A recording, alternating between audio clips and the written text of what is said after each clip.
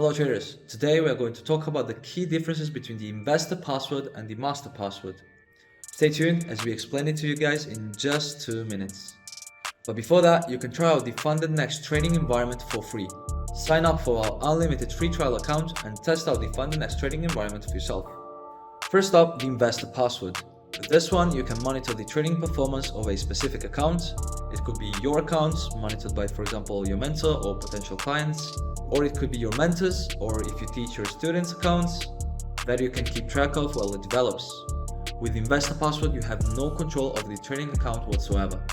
Not only that, with the investor password, you can connect your FundedNext account with My Forex Book to see your growth metrics and your journal. And if you're wondering how you can connect your account with My Forex Book, do watch this video. Now, let's talk about the master password. This password unlocks full command of your trading account, granting you the power to open trades, manage positions, etc. The master password is not to be shared with anyone else. It would be like giving somebody else a copy of the keys to your apartment. Alright, so these are the key differences between the investor password and the master password. So now next time you get both with your FundedNext account, you know what's what. Don't forget to like, share and subscribe for more guides like this one, and until next time, trade safe.